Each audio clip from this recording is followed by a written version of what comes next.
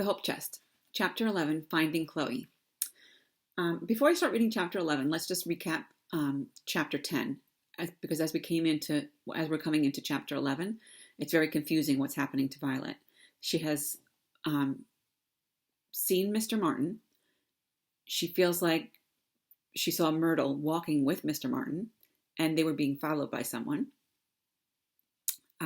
She was not able to catch up to them or speak to them, so she doesn't really know where they've gone.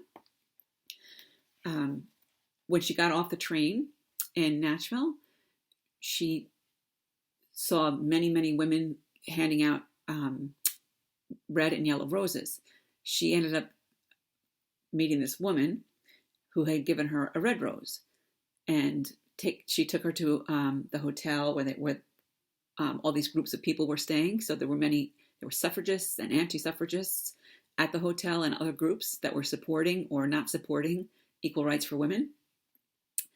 And Chloe ended up kind of just like getting scooped up by this woman who gave her this red rose. And at that time, Violet didn't understand what the red rose represented. So as we move into Chapter 11, we'll start to understand that she's wearing the red rose and it's representative of something. Finding Chloe.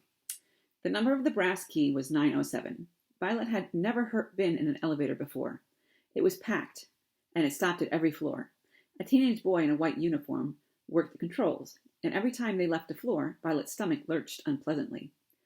On the 8th floor, several men got on who reeked of whiskey, a smell Violet recognized from back when Father used to drink it, when alcohol was still legal.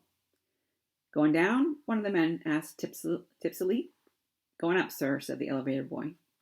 "That's all right. We'll go up, then we'll go down." He and his companion laughed uproariously, then tried to sing a song that went, "The red, red anti-suffrage rose."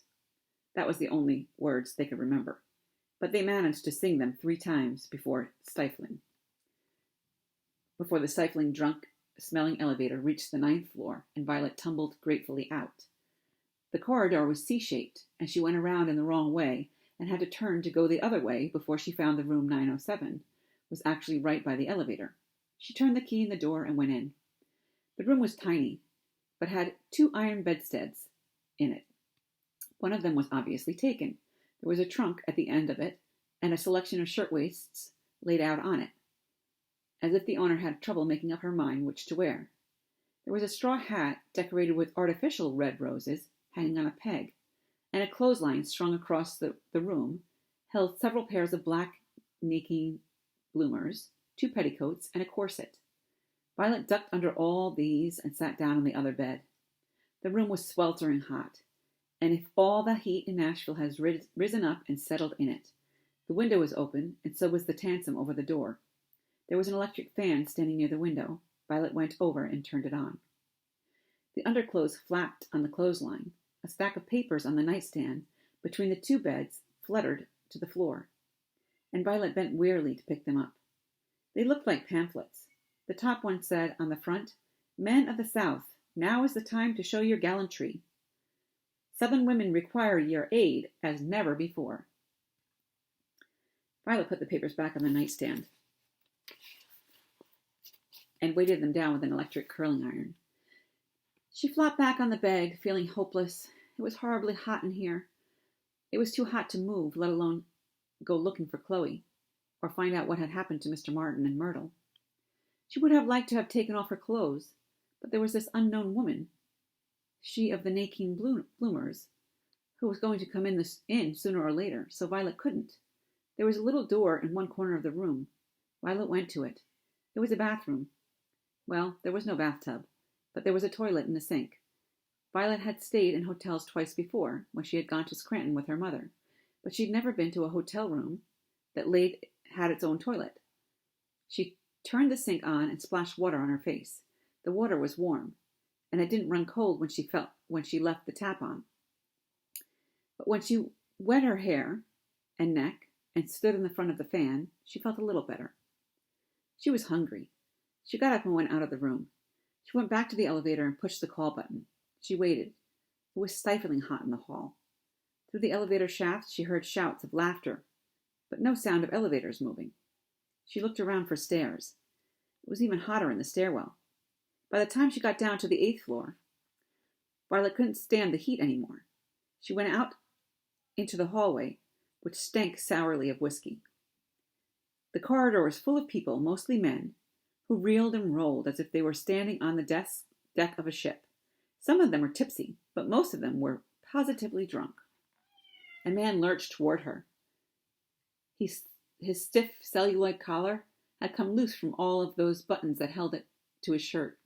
The collar stood on end on his shoulder, forming a big white C that ended at his right ear. "Here's another auntie, Jim," he said. "Ask her if there's any more whiskey coming." Violet fled back into the stairwell. Halfway down, she passed some women wearing yellow roses, and they edged away from her. "Look at that, Anne," one of them said to the other. "They're using children now. They have no shame at all." She had 42 cents in her pocket. She came out into the crowded grand lobby. She could smell food from somewhere. She went down the wide marble steps that led to the main entrance. There was another wide stone staircase leading down to the cellar, and that was where the food smell was coming from. She started down the steps. "I'm sorry, miss," a man in a white uniform blocked her way. "The grill room is for men only." Violet stared up at him in disbelief. It was one thing to have to use a separate entrance, but she was hungry. "I have money," she said. "It's not a matter of money, miss," the man replied, shaking his head. "The grill room is for gentlemen.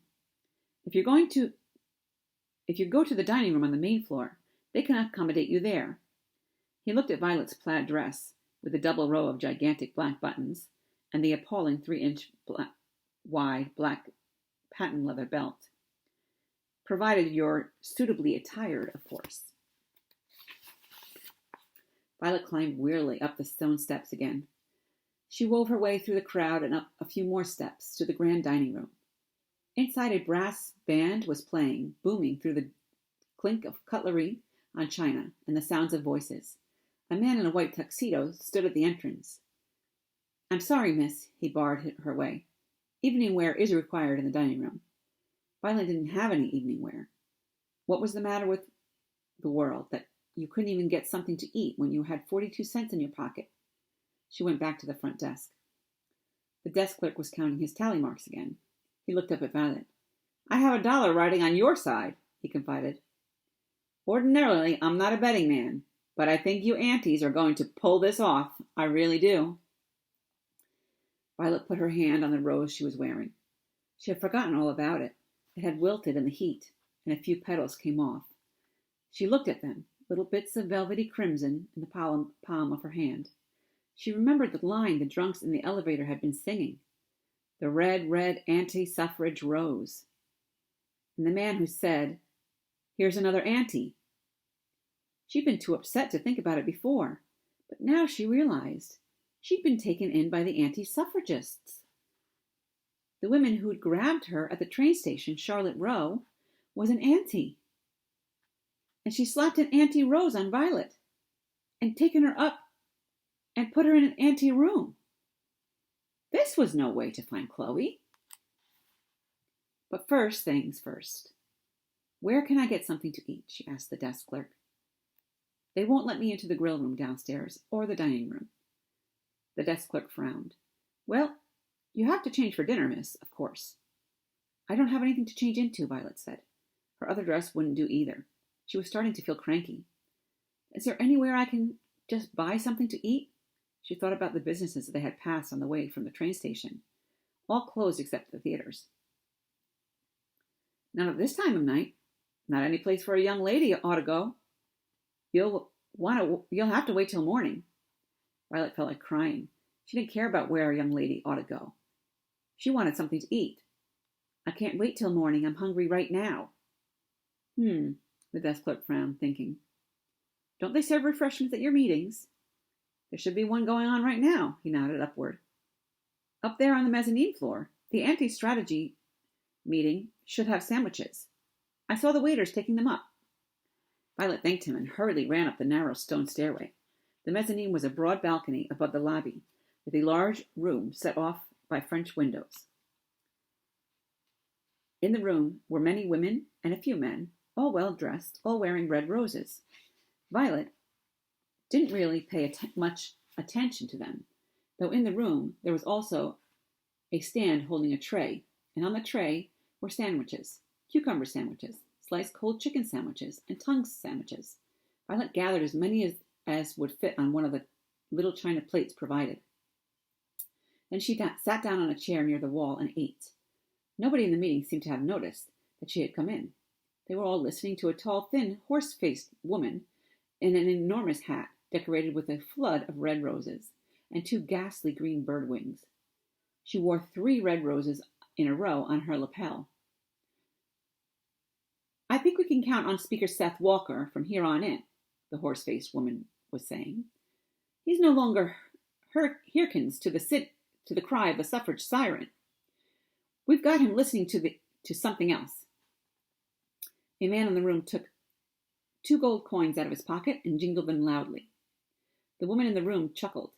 Violet ate a cucumber sandwich.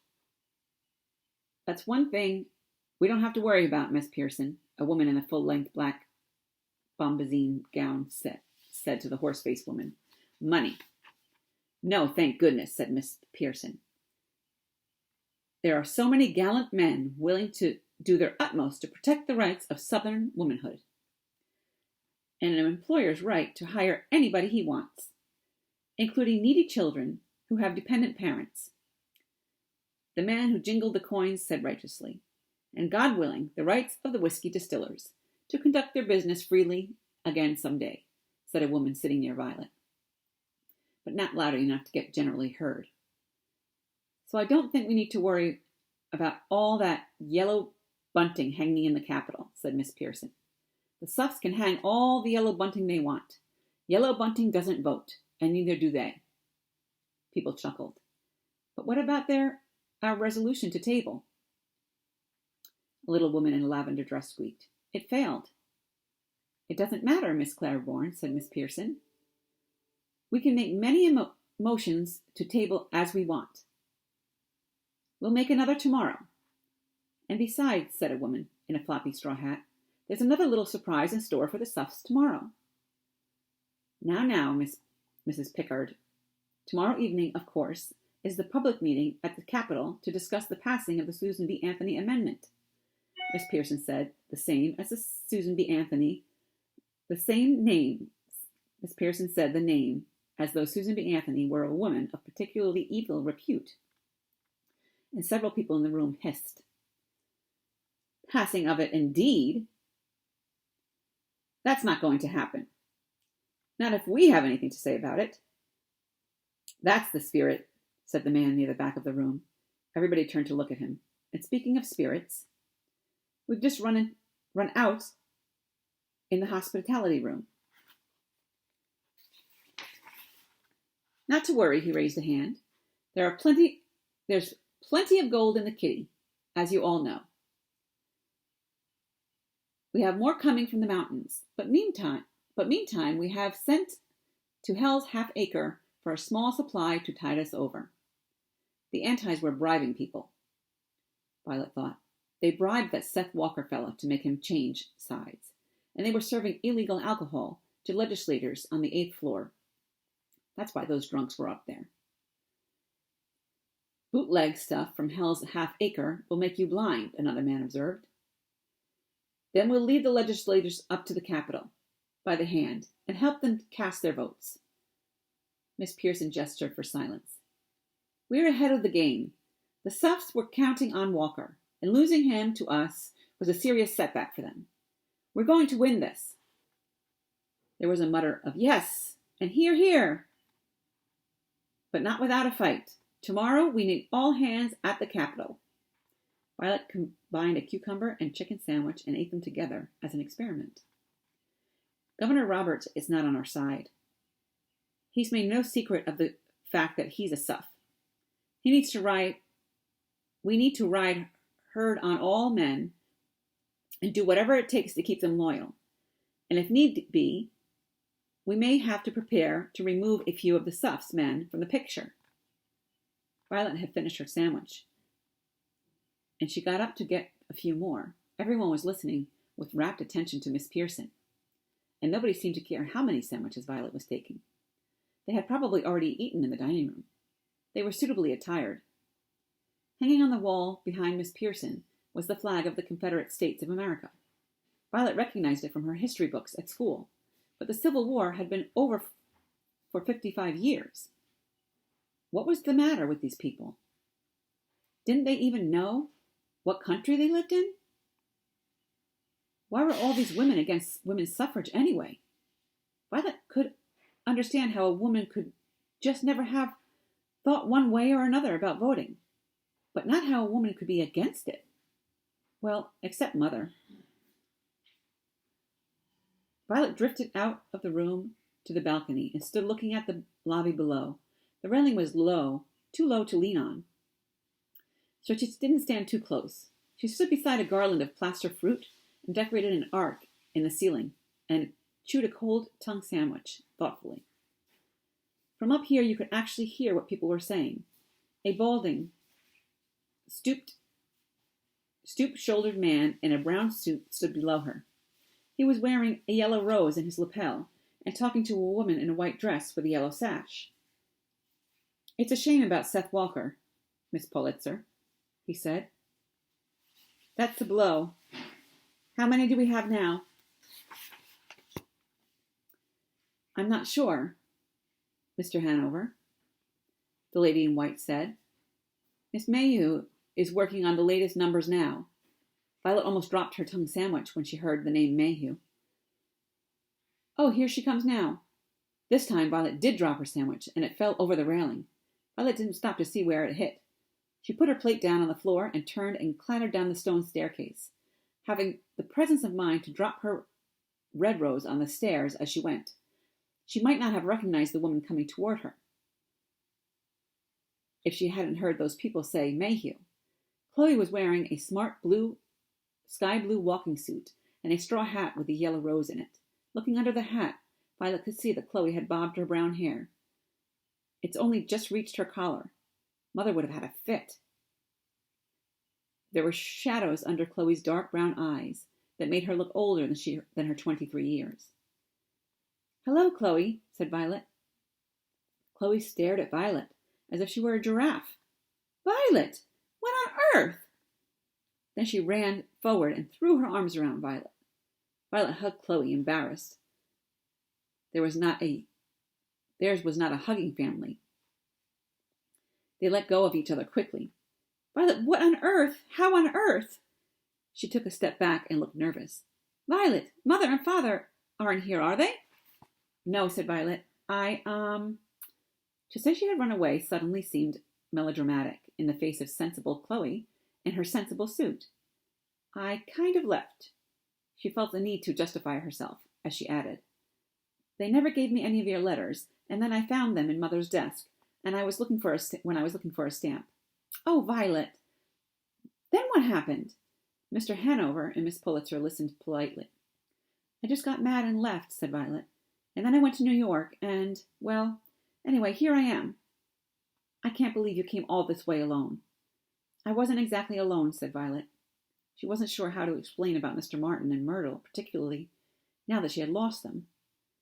Chloe turned to the other two. "I beg your pardon. This is my sister Violet. Violet, this is Miss Anita Pulitzer, the National Women's Party, and Mr. Joe Hanover, a representative from Memphis, who's leading the suffragist fight at the House." Violet turned and curtsied carefully. "How do you do?" she said politely. "I'm very pleased to meet you." "Likewise, I'm sure," said Miss Pulitzer. "How do you do?" said Mr. Hanover politely. "Chloe, you'd better go get this taken care of," said Miss Pulitzer, nodding at Violet. "But did you get those numbers?" "I think so." Chloe handed Mr. Pulitzer a piece of paper. "If they're uncommitted, I put a question mark next to them. And if they might change sides, I put 2 question marks. I might not take it to the meeting tonight. Excuse us." Violet curtsied again and then followed Chloe briskly across the lobby toward the women's entrance. The Tulane Hotel, where Chloe and the other National Women's Party members were staying, was 2 blocks away downhill, and Violet noticed when they got outside that it hadn't gotten any cooler, even though it was fully dark now. The Tulane was only 6 stories high instead of 10, and it was less intimidating than the Hermitage. There was a long line of cars parked out front, and Chloe and Violet stopped to visit the Hope Chest. Henry Ford had said, famously, that you could have any color Model T you wanted as long as it was black. But you actually could get other colors. The Hope Chest was dark green, with black fenders and running boards and a black collapsible roof. It was a runabout with a leather front seat big enough to hold a driver and a passenger, but no back seat. Instead, there was an open space behind the cab, which they had fitted with a small wooden trunk bed for carrying stuff, Chloe explained. They admired the car's pressed steel radiator, its nickel hubcaps, and narrow wire-spoked wheels. The nickel radiator cap, the big round electric headlamps, which Violet said looked like bug eyes. Like frog eyes, said Chloe fondly. And it's amphibious, too. The Hope Chest is like a frog. I've driven it right through streams, especially this last month, when I've been up in the mountains hunting down Tennessee legislators and in their dens.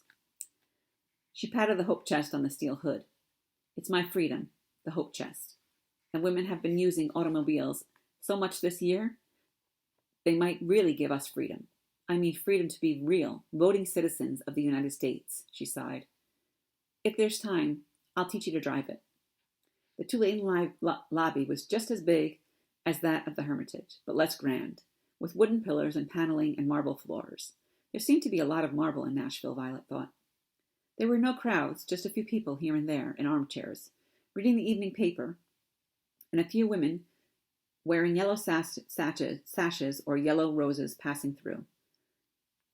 On the way inside, Violet finished her explanation of how she had gotten to Nashville, which she started as they walked from the Hermitage. And you wired Mother and Father from Washington and let them know you were all right? Chloe asked. Yes, Mr. Martin made me, Violet said. Good. I'm sure they must be frantic. Chloe got her key from the desk clerk, who was playing pinochle with a drummer, as traveling salesmen were called. The drummer had his hat on. Violet thought it was odd of Chloe to take Mother and Father's side, considering Chloe wasn't on speaking terms with either of them. I don't think they're frantic. But anyway, I told them I was all right. Mr. Martin paid for it. Well, I think you should write them again. I'm not sure how long we're going to be here, but they'll be worried, said Chloe, as they climbed the stairs to the 2nd floor. It seemed like no matter how many times she mentioned Mr. Martin's name, Chloe wasn't going to say anything about him. If Mr. Martin was sweet on Chloe, Violet thought, it must be one-sided. Violet was more concerned about how long we're going to be here. Chloe didn't seem happy as happy as she should have been to see Violet. But I'm going to stay with you, Violet said. Maybe you should be the one to write and tell them that. They don't listen to me. We'll see, said Chloe. Aren't you worried about Mr. Martin? Said Violet, trying again. Those agents were after him. No, said Chloe firmly, turning the key in the lock of and opening the door. Oh, don't look at me like that, Violet.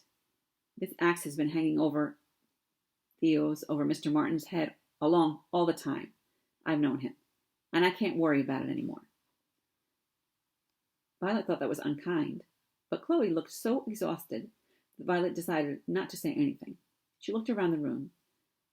It had 2 iron bedsteads, like the room in the Hermitage, but it was a bit bigger. Both beds were clearly taken, which Violet guessed meant she would have to share with Chloe. I'm sorry. I know that sounds mean, said Chloe. But you know, Violet, you can't change people. Most of us find that out the hard way. I'm telling you for free. Don't you want some Cherry-Cola? There was a rattle of ice in a bucket and a pop of a bottle opener, and Chloe handed Violet a soft drink bottle. Thanks, Violet said, and took a long gulp of the cherry-cola. It was very sweet, and she instantly felt less tired. She tried to pass the bottle back to Chloe. No, you go ahead and finish it, said Chloe, sitting down on the bed, with a sigh, taking off her shoes. Don't worry about Mr. Martin, Violet. He can take care of himself. What about Myrtle? Violet demanded. He can take care of her too, said Violet, uplooping her stockings from her garters. What if he gets arrested? What's going to happen to Myrtle then? Violet was getting frustrated. She had been counting on Chloe to take charge and fix things, not to take off her shoes and look exhausted. Chloe frowned. I don't know. You're right, Violet. I don't know. She stood up and left the room abruptly, and Violet heard her padding down the hall to the bathroom, Violet assumed. Violet stooped down and unlaced her own shoes. It was hot in here, too, and the open window and transom were supposed to catch breeze and didn't, because there wasn't one to catch. There was a fan on the windowsill, and when Violet went to turn it on, she saw that it took nickels. She wasn't sure if it was worth it to spend any of her small store of cash for a few minutes of breeze. It looked like Chloe intended to go to sleep now. Violet would probably be expected to go to sleep too, even though she didn't know what had become of Myrtle. It was very frustrating. The door creaked open. I'm sorry, Violet. I'm just so tired. I don't know what we can do for your friend. We could call the police, but... No, said Violet, alarmed. If Mr. Martin hasn't been caught, we don't want to call the police. Right, said Chloe. I'm not sure if they'd even bother to look for a lost colored girl anyway, or what they'd do with her when they found her. Oh, dear. And you don't even know what town they left the train in. Violet shook her head. I don't know. It was about an hour after we left Chattanooga. Well, I guess the first thing is we find out which town it was, said Chloe. If we have to, we can drive over there, in the Hope Chest, she sighed. Tomorrow, why don't you go over to the train station and look at the timetable and see if you can figure out which town it was? Okay, said Violet. Chloe flopped down on the bed with a creak of springs. How is Stephen? She said. Violet was busy thinking about Myrtle and Mr. Martin, and it took her a second to remember who Stephen was. Their brother, of course. He's the same as ever. Oh dear, said Chloe tiredly. And Mother? How's Mother? The same as ever, said Violet shortly. I really am glad you're here, Violet. Chloe put an arm close up to cover her eyes. I'm just so tired, and I have a lot of things on my mind right now. Don't forget to brush your teeth before you go to bed. And she fell asleep before Violet could point out that she'd left her toothbrush at the Hermitage.